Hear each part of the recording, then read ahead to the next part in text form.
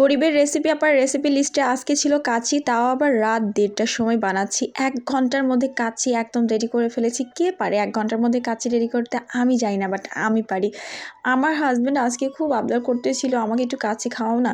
তো আর কি করে, সে যেহেতু চেয়েছে আমি না দিয়ে পারি। তারপরে মাংসটা ফ্রিজ থেকে বের করে একটু ভিনেগার দিয়ে গরম পানির মধ্যে চুবাই রাখলাম, যাতে করে খুব দ্রুত মাংসটা খুলে যায়। কারণ ওই যে বললাম না, ১ ঘন্টার মধ্যে কাচ্চি বানাতে হবে। রেডিমেড কাচ্চি মশলা প্যাকেটের মধ্যে ২টা প্যাকেট থাকে, তার মধ্যে থেকে একটা গরম মশলা প্যাকেটটা একদম ফুটন্ত গরম পানির মধ্যে দিয়ে কিছুক্ষণ ফুটিয়ে নিয়ে আমি বাসমতি চালটা দিয়ে দিলাম। আগে থেকে ভিজিয়ে রাখলে বেশি ভালো হয়, কিন্তু ওই যে বললাম না, ১ ঘন্টার মধ্যে আমার সমস্ত রেডি করতে হবে। এই সময় তেল ইউজ করলে চালটা বেশি ঝরঝর হয়, কিন্তু আমি তেল না ইউজ করে অনেক ঝরঝরে করে রান্না করতে পারি। তারপরে চালটাকে ছাঁকনি দিয়ে ছেঁকে একটা সাইডে রেখে এদিকে চলে আসলাম পেঁয়াজগুলো বেরেস্তা করতে। অনেকগুলো পেঁয়াজ বেরেস্তা করে ফেললাম, কারণ কাচ্চির জন্য তো বেরেস্তা লাগবেই। তার মধ্যে আমি একটু চিনি দিয়ে দিচ্ছি ১ চামচের মতো, এতে করে পেঁয়াজ বেরেস্তাগুলো একদম ক্রিস্পি থাকবে। এটা কিন্তু একটা ট্রিক্স। তারপরে এখানে কয়েক টুকরা আলু নিয়ে নিয়েছি। আমার কাছে এই নতুন আলু ছিল, এই জন্য আমি কোনো কেটে ছেটে দিলাম না, একদম আস্তে আস্তে দিয়ে দিলাম। ফুড কালার মিক্স করে আরও মনে হচ্ছে অনেক সুন্দর দেখা যাচ্ছে। তারপরে একটু তেলে ফ্রাই করে নিলাম ওই পেঁয়াজ বেরেস্তা করা তেলের মধ্যেই। এখন কাচ্চির আলুগুলো তুলে নিব। আমার কিন্তু আলু তুলে নেওয়া শেষ, ভাজাও শেষ। আলু দেখতে কি সুন্দর লাগছে, তাই না? তারপর এখানে আমি মাংসগুলোকে মেরিনেট করার জন্য আগে থেকে ধুয়ে তারপরে এখানে একটা পাত্রে নিয়ে নিলাম। তার মধ্যে আদা রসুনের পেস্ট, একটু টক দই নিজের হাতে বানানো, তারপরে কাজু বাদাম, তারপর পেস্তা বাদাম দিয়ে মিক্স করে বেটে নিয়েছি। কিছুটা লবণ দিয়ে দিলাম, আর কাচ্চির প্যাকেটে যে মশলাটা থাকে সেই মশলাটা কিন্তু আমি দিয়ে দিচ্ছি এখানে। তারপর পেঁয়াজ বেরেস্তা আর কিছুটা পরিমাণ এখানে তেল দিয়ে দিচ্ছি। দিয়ে এখন ভালো করে মাংসটাকে মেরিনেট করব।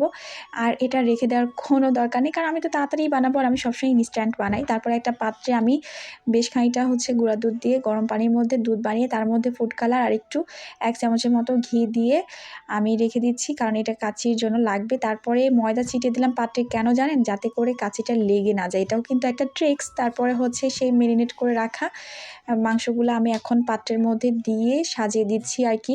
তো আমার কাছে মানে লেয়ার বাই লেয়ার দেওয়ার মতো অত বেশি মাংস নাই, তাই একটা লেয়ারে দিয়ে দিলাম। তারপরে আমি এখানে দিয়ে দিচ্ছি বেশ কিছুটা আগে থেকে ওই যে রান্না করে রাখা 80% সে চালটা দিয়ে দিলাম। তারপরে কিছু আলু দিয়ে দিচ্ছি, তারপরে কয়েকটা কাঁচামরিচ দিয়ে দিচ্ছি। আর আমি এরপরে দিয়ে দেবো একটু আগে যে করে রাখলাম না ঘি দিয়ে দুধের যে মিশ্রণটা, সেটা এখন দিয়ে দিচ্ছি চামচের সাহায্যে। কীভাবে? এটা খুবই ইজি একটা মানে কাচ্চি বলা যায়, খেতে কিন্তু দারুণ হবে। তারপরে আমি আরেক লেয়ার ভাত দিয়ে দিলাম, তার উপরে সেমভাবে আরেকটু আলু, তারপরে একটু কাঁচামরিচ দিয়ে দিচ্ছি। দিয়ে আবারও সেম প্রসেসে ঘি আর দুধের মিশ্রণটা দিয়ে দিচ্ছি, দিয়ে আরেক লেয়ার ভাত দিচ্ছি আর কি। এরপরে দেখতে কিন্তু আরও বেশি ইয়ামি লাগবে যখন আমি একটু পেঁয়াজ বেরেস্তা দিব, তারপরে ফুড কালার দিব, তারপরে কিশমিশ দিব। আসলে এই ডেকোরেশনটা যার যেভাবে করতে ভালো লাগবে সে সেভাবে করবে, খেয়ে তো পেটের মধ্যেই যাবে, তাই না? তারপরে এই তো আমার কিন্তু একদম মানে অলমোস্ট রেডি আমার ডেকোরেশন। তারপরে আমি মুখটা লাগিয়ে ঢাকনা লাগিয়ে এখন মুখটাকে সিল করে দিচ্ছি আটা ময়দা দিয়ে। তারপর আমি ৪৫ মিনিটের মতো রেখে দিয়েছিলাম, রেখে দিয়ে এখন খুলে নেওয়ার পালা। দেখেন একদম লো আছে আমি কিন্তু কাচ্চিটা রান্না করেছি, নিচে আরও তাওয়া দিয়ে রাখছিলাম, নিচে একটু লেগে যায়নি, পোড়া ধরেনি, দেখতে যতটা লোভনীয় লাগছে। আর মাংসগুলো যে কী পরিমাণ সফট আর জুসি হয়েছে কি! আর অবশ্যই ভালো লাগলে লাইক, কমেন্টস এবং শেয়ার দিতে ভুলবেন না। আর আপনারা আপনাদের আইডিতে শেয়ার দিয়ে রেখে দিন, যাতে যখন তখন মন চাই ঠিক এই প্রসেসে রান্না করে খাবেন। আল্লাহ হাফেজ।